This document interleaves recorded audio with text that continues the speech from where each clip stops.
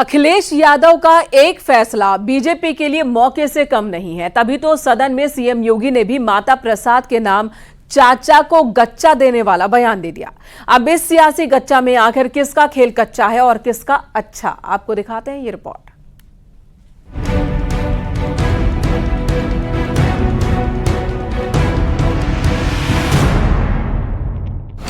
क्या भतीजे ने चाचा को गच्चा दे दिया? के चयन के लिए मैं आपको बधाई देता हूं। ठीक है, अलग विषय है कि आपने चचा को गच्चा दे ही दिया। सियासी गच्चा, आखिर किसका खेल कच्चा?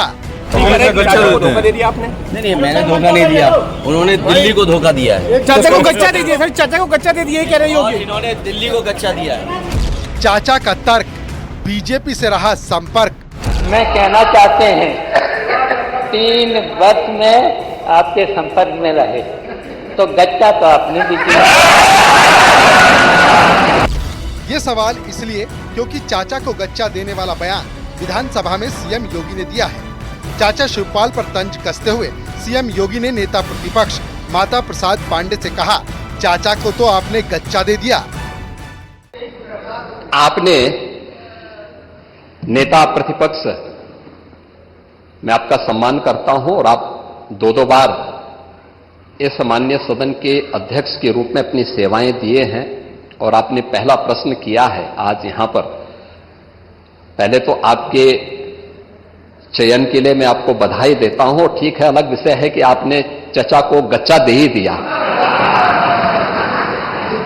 चचा बेचारा हमेशा ही ऐसे ही मार खाता है, उनकी नियति ही ऐसी है, क्योंकि भतीजा हमेशा भयभीत रहता है। अब योगी के इस कटाक्ष पर शिवपाल यादव का भी बयान सामने आ चुका है। उन्होंने कहा, गच्चा तो आपने भी मुझे दिया है, क्योंकि 3 साल तक हम आपके संपर्क में थे। शिवपाल इतने पर ही नहीं रुके, उन्होंने आगे कहा कि 2027 में दोनों डिप्टी सीएम आपको गच्चा देंगे। देखिए, हमें गच्चा नहीं मिला है। पांडे जी बहुत सीनियर है, ठीक है, बहुत सीनियर है, और हम लोग देखिए समाजवादी हैं, और समाजवादी के साथ साथ आपकी तरफ से भी हमने कुर्सी का कहीं न कहीं इशारा किया था, हमें वहां पर बैठाला गया था। उसके बाद यहाँ पर बैठे और यहाँ के बाद हम यहाँ पर बैठे, इसके बाद यहाँ बैठ गए हैं। मेरी शुभकामनाएं और आगे के लिए। मैं कहना चाहते हैं 3 वर्ष में आपके संपर्क में रहे तो गच्चा तो आपने भी दिया। हालांकि समाजवादी पार्टी के अध्यक्ष अखिलेश यादव अब विधानसभा में नहीं हैं, लेकिन अखिलेश यादव ने भी इस गच्चे और कच्ची सियासत पर अपनी बात रख दी। अखिलेश ने ज्यादा कुछ तो नहीं कहा, केवल इतना बोले, मैंने उन्हें कोई धोखा नहीं दिया, लेकिन उन्होंने दिल्ली को गच्चा दिया है। कहा कि चाचा को धोखा दे दिया आपने? नहीं, मैंने धोखा नहीं दिया, उन्होंने दिल्ली को धोखा दिया है। चाचा को गच्चा दे दिया सर, चाचा को गच्चा दे दिया कह रही होगी। इन्होंने दिल्ली को गच्चा दिया है।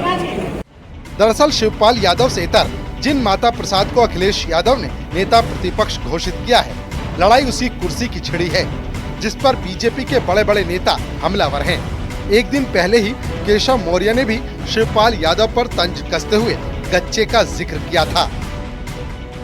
जी का व्यक्तिगत तौर से बहुत सम्मान करते हैं, वो नेता प्रतिपक्ष बने हैं, उनको बधाई भी देते हैं, लेकिन श्री अखिलेश यादव जी का असली चेहरा सामने आया।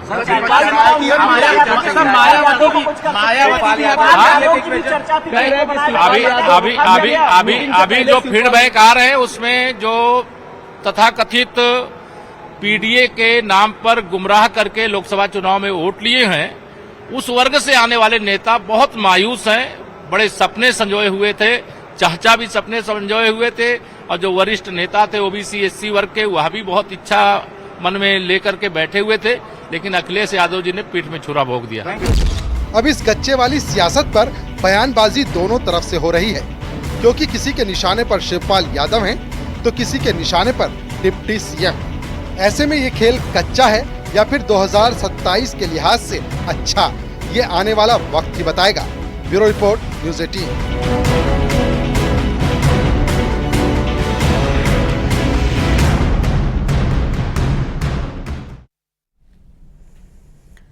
और सदन में सीएम योगी ने विपक्ष पर बड़ा हमला बोला। उन्होंने कहा कि आज यूपी में कानून व्यवस्था का राज है, अपराधियों के मन में कानून का खौफ है, महिलाओं के खिलाफ क्राइम को लेकर फौरन कार्रवाई हो रही है, बदमाशों को सजा दिलाने में यूपी देश का अव्वल राज्य है।